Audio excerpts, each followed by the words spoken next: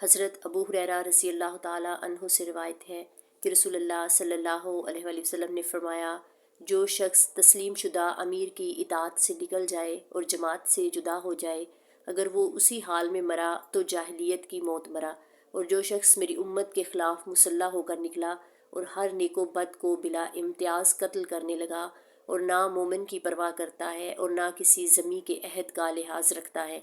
تو اس کا مجھ سے کوئی تعلق نہیں۔ اور وہ شخص کسی قسم کے حزبی، قومی یا مذہبی گروہی تعصب میں آ کر کسی مبہم اور اندھے جھنڈے کے نیچے لڑا، کسی ایک جماعت کی طرف دعوت دیتا ہے یا کسی جماعت کی خاطر وہ غصے میں آ کر لڑتا ہے اور مارا جاتا ہے، تو اس کی موت جاہلیت کی موت ہوگی۔ سنن نسائی 4119۔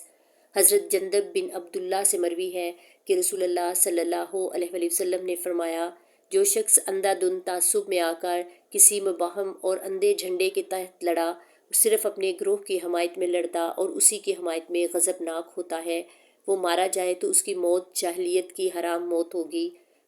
امام ابو رحمن نسائی رحمۃ اللہ علیہ فرماتے ہیں، اس حدیث کا راوی عمران القطان قوی نہیں ہے۔ سنن نسائی 4120۔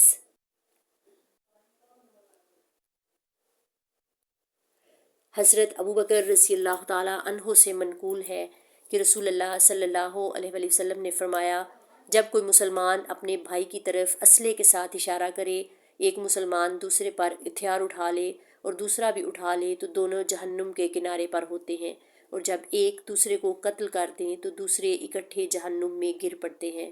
سنن نسائی 4121۔